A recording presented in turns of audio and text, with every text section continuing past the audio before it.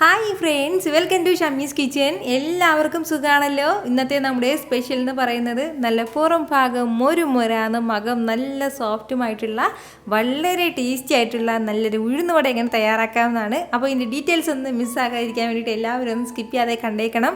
കൂടെ തന്നെ ഈ വീഡിയോ ഒന്ന് ലൈക്ക് ചെയ്യാനും നമ്മുടെ ഷമീസ് കിച്ചൻ ചാനൽ ഇതുവരെയും സബ്സ്ക്രൈബ് ചെയ്യാത്തവരാണെന്നുണ്ടെങ്കിൽ പ്ലീസ് ഒന്ന് സബ്സ്ക്രൈബ് കൂടി ചെയ്തേക്കണേ. എന്നാൽ ശരി, നമുക്ക് വേഗം റെസിപ്പിയിലേക്ക് പോകാം. നമ്മുടെ ഉഴുന്നുവട തയ്യാറാക്കി എടുക്കാനായിട്ട് ഞാനിപ്പോൾ ഒരു ബൗളൊന്ന് എടുത്ത് വെച്ചിട്ടുണ്ട്. അതിലേക്ക് നമുക്ക് ഫസ്റ്റ് ചേർത്ത് കൊടുക്കേണ്ടത് ഉഴുന്നാണ്, മുഴുവൻ ഉഴുന്ന്. ഇതിപ്പോൾ നല്ല തോടില്ലാത്ത ഉഴുന്നാണ്. അപ്പോൾ ഈ പുറം തോലുള്ള ഉഴുന്നാണെന്നുണ്ടെങ്കിൽ പ്രശ്നമില്ല, ഏതാണെന്നുണ്ടെങ്കിൽ എടുക്കാവുന്നതാണ്. അത് പിന്നീട് നമുക്ക് അത് കഴുകി മാറ്റാവുന്നതാണ്. ഒരു 1.25 കപ്പ് അളവിലാണ് കേട്ടോ ഞാനിപ്പോൾ ഉഴുന്ന് എടുത്തിട്ടുള്ളത്. ഇനി നമുക്ക് വേണ്ടത് ഇതിലേക്ക് ആവശ്യമായിട്ടുള്ള വെള്ളം കൂടി ചേർത്ത് കൊടുത്തിട്ട് നന്നായിട്ട് ഒന്ന് കഴുകിയെടുക്കാം. ഒരു 2-3 വെള്ളത്തിൽ നമ്മൾ ഒന്ന് കഴുകിയെടുത്തേക്കണം. ഇതുപോലെ നന്നായിട്ട് നമ്മുടെ ഉഴുന്നെല്ലാം ഒന്ന് കഴുകിയെടുത്തിട്ടുണ്ട്. ഇനി നമുക്ക് വേണ്ട കാര്യം എന്താണെന്ന് വെച്ചാൽ ഇതൊന്ന് കുറഞ്ഞത് ഒരു 2 മണിക്കൂറെങ്കിലും നമ്മളതൊന്ന് കുതിർക്കാൻ വേണ്ടി വെക്കണം. അതിൽ കൂടുതൽ സമയം വെക്കേണ്ട ആവശ്യമില്ല. 2 മണിക്കൂറിനുള്ളിൽ തന്നെ നമ്മുടെ ഉഴുന്നെല്ലാം നല്ലതുപോലെ ഒന്ന് സോഫ്റ്റ് ആയിട്ട് കിട്ടിക്കോളും. എന്നാൽ ശരി, ഒരു 2 മണിക്കൂർ ഇതിങ്ങനെ ഒന്നിരിക്കട്ടെ. ഇപ്പോൾ നമ്മുടെ ഉഴുന്ന് വെച്ചിട്ട് ഏകദേശം ഒരു 2 മണിക്കൂറോളം ആയിട്ടുണ്ട്. നമ്മുടെ ഉഴുന്നെല്ലാം നല്ല രീതിയിൽ തന്നെ ഒന്ന് കുതിർന്ന് ഇങ്ങനെ പൊങ്ങി വന്നിട്ടുണ്ട്. ഡബിൾ സൈസായിട്ടെല്ലാം വന്നിട്ടുണ്ട്. അപ്പോൾ ഇത്രയും ആയിക്കഴിഞ്ഞാൽ ഇനി നമുക്ക് വേണ്ടത് നല്ലതുപോലെ ഒന്ന് അരച്ചെടുക്കണം. ഇനി നമുക്ക് കഴുകേണ്ടതൊന്നും ആവശ്യമില്ല.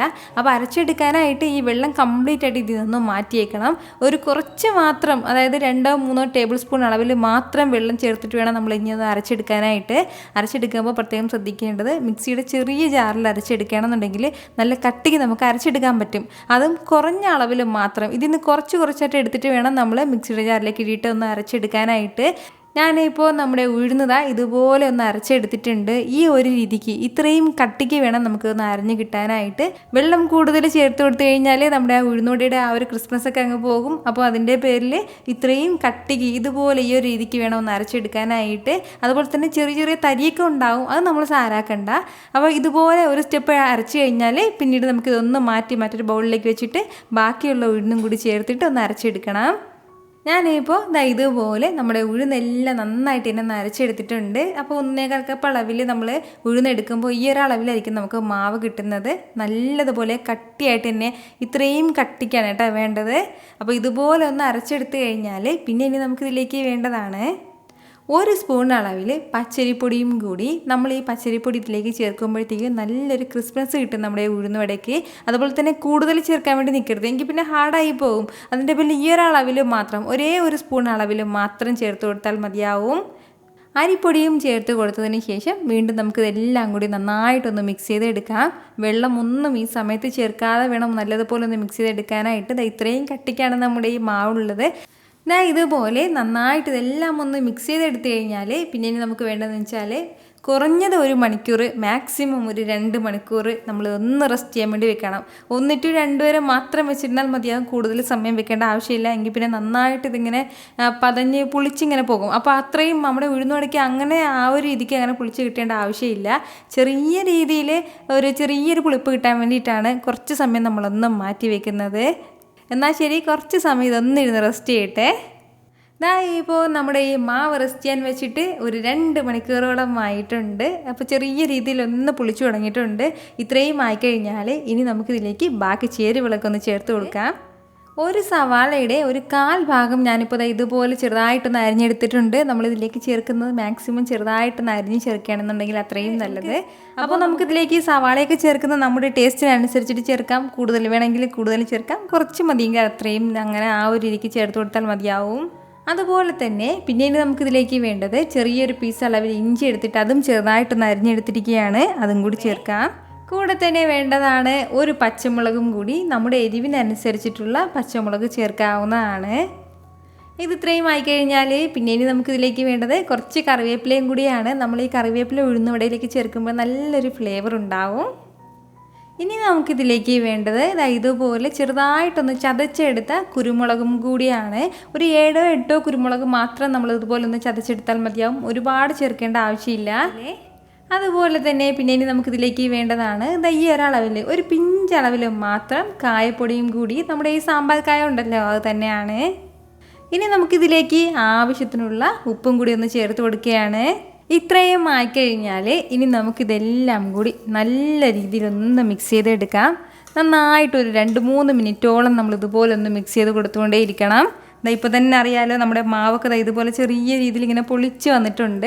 അപ്പോൾ പൊളിച്ച് വരുമ്പോഴത്തേക്കും ഇതുപോലെ ബബിൾസൊക്കെ ഇങ്ങനെ വരും കേട്ടോ, ചെറിയ ചെറിയ ബബിൾസൊക്കെ. അപ്പോൾ ഇത് വേണം നന്നായിട്ടൊന്ന് മിക്സ് ചെയ്തെടുക്കാനായിട്ട്. നമ്മുടെ ഉഴുന്നുവടയുടെ ആ ഒരു കറക്റ്റ് ടെക്സ്ചർ കൊടുക്കുന്നത് നമ്മൾ എത്രത്തോളം ഇത് മിക്സ് ചെയ്യുന്നതിലാണ്. അപ്പോൾ നമ്മൾ എത്രത്തോളം മിക്സ് ചെയ്യുന്നോ അതിനനുസരിച്ചിട്ട് അതിലേക്ക് എയർ ബബിൾസൊക്കെ വന്നിട്ട് നല്ലതുപോലെ ഒന്ന് സോഫ്റ്റായി കിട്ടും നമുക്ക്. ഞാനിപ്പോൾ ഇതുപോലെ നന്നായിട്ട് ഇതെല്ലാം ഒന്ന് മിക്സ് ചെയ്ത് എടുത്തിട്ടുണ്ട്. നന്നായിട്ടൊന്ന് മിക്സ് ചെയ്ത് എടുത്തു കഴിഞ്ഞാൽ പിന്നെ ഇനി നമുക്ക് വേണ്ടത് നമ്മുടെ ഉഴുന്നുവടയുടെ ഷേപ്പിനൊന്ന് ഇതൊന്ന് റെഡിയാക്കി എടുക്കണം. ഇതൊന്ന് ഉഴുന്നുവടയുടെ ഷേപ്പിൽ തയ്യാറാക്കി എടുക്കാനായിട്ട് ഫസ്റ്റ് നമുക്ക് ഒരു ബൗളിലേക്ക് ഒരല്പം വെള്ളം എടുത്ത് വെച്ചിട്ട് ആ കൈ ഒന്ന് നനച്ചു കൊടുക്കാം. അതിനുശേഷം നമുക്ക് ആവശ്യമായിട്ടുള്ള ഉഴുന്നുവടയുടെ വലിപ്പത്തിനനുസരിച്ചിട്ടുള്ള മാവ് ഒന്ന് കയ്യിലേക്ക് എടുത്തിട്ട് ഇതുപോലെ ചെറുതായിട്ടൊന്ന് റൊട്ടേറ്റ് ചെയ്തതിന് ശേഷം വീണ്ടും വിരലൊന്ന് നനച്ചിട്ട് വേണം നമ്മൾ ഇതിന് സെൻറ്ററിലായിട്ട് ഒന്ന് ഹോൾട്ട് കൊടുക്കാനായിട്ട്. അപ്പോൾ ഈ ഒരു രീതിക്ക് നമുക്ക് വളരെ സിമ്പിളായിട്ട് ഉഴുന്നുവടയുടെ ആ ഒരു ഡിസൈൻ ചെയ്തെടുക്കാവുന്നതാണ്. അതല്ല നമുക്ക് ഏറ്റവും എളുപ്പമായിട്ട് എന്താണോ എങ്ങനെയാണോ തോന്നുന്നത് ആ ഒരു രീതിക്ക് തന്നെ ചെയ്തെടുക്കാവുന്നതാണ്. എണ്ണ നല്ലതുപോലെ ഒന്ന് ചൂടായി കഴിഞ്ഞാൽ പിന്നെ ഇനി നമുക്ക് വേണ്ടത് കൈയൊന്നും ചെറുതായിട്ട് നനച്ച് കൊടുത്തിട്ട് ഓരോ വടയായിട്ട് തയ്യാറാക്കി എണ്ണയിലേക്ക് ഒന്ന് ഇട്ട് കൊടുക്കാം. ഫ്ലെയിം മീഡിയത്തിൽ തന്നെ ഇരിക്കാൻ വേണ്ടി ഒന്ന് പ്രത്യേകം ശ്രദ്ധിച്ചേക്കണം. ഹൈ ഫ്ലെയിമിലോ തീരെ ലോ ഫ്ലെയിമിലോ വെക്കേണ്ട ആവശ്യമില്ല. കാരണം നമുക്ക് നല്ലതുപോലെ ഒന്ന് വെന്ത് കിട്ടേണ്ടതായിട്ടുണ്ട്. അതുപോലെ തന്നെ മീഡിയം ഫ്ലെയിമിലും ലോ ഫ്ലെയിമിലും ഇടയ്ക്ക് വെച്ചിരുന്നാൽ മതിയാവും. ഒരു സൈഡ് ചെറുതായിട്ടൊന്ന് കളറ് മാറിക്കഴിഞ്ഞാൽ പിന്നെ നമുക്ക് പെട്ടെന്ന് ഇതൊന്ന് തിരിച്ചിട്ട് കൊടുക്കാവുന്നതാണ്.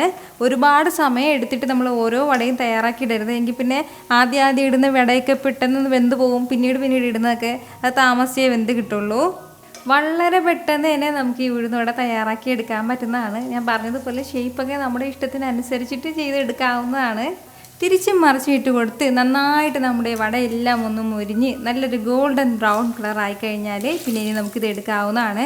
ഒരുപാട് സമയത്ത് നമ്മളിത് ഫ്രൈ ചെയ്യേണ്ട ആവശ്യമൊന്നുമില്ല. പെട്ടെന്ന് തന്നെ ഇത് വെന്ത് കിട്ടിക്കോളും. ഫ്ലെയിം ഒരുപാട് ഹൈയിൽ വെക്കാതിരുന്നാൽ മാത്രം മതിയാവും. വളരെ ടേസ്റ്റി ആയിട്ടുള്ള ഒരു ഉഴുന്നുവടയാണ് കേട്ടോ. നല്ല സോഫ്റ്റായിട്ടും അകം നല്ല സോഫ്റ്റും പുറം നല്ല ക്രിസ്പായിട്ടാണ് നമുക്കിത് കിട്ടുന്നത്. ഇതിപ്പോൾ നിങ്ങൾക്ക് കാണുമ്പോൾ തന്നെ അറിയാമല്ലോ എന്ത് മാത്രം ഫ്ലഫി ആയിട്ടാണ് നമ്മുടെ ഓരോ ഉഴുന്നുവടയും മൊരിഞ്ഞ് വരുന്നതെന്ന്. അപ്പോൾ ഇതുപോലെ തന്നെ ബാക്കിയുള്ളതെല്ലാം നമുക്ക് ചെയ്തെടുക്കാം. ഉറപ്പായിട്ട് ഇതുവരെയും വീട്ടിൽ ഉഴുന്നുവടയൊക്കെ തയ്യാറാക്കി നോക്കി നല്ലതുപോലെ സോഫ്റ്റും മൊരിഞ്ഞതൊക്കെ ആയിട്ടുള്ള ഉഴുന്നുവട കിട്ടിയിട്ടില്ല എന്നുണ്ടെങ്കിൽ നിങ്ങൾ ഇതുപോലെ ഒന്ന് ട്രൈ ചെയ്ത് നോക്കണം. ട്രൈ ചെയ്ത് നോക്കിയതിന് ശേഷം നിങ്ങളുടെ ഫീഡ്ബാക്ക് എനിക്കൊന്ന് മറക്കാതെ അറിയിക്കുകയും വേണം.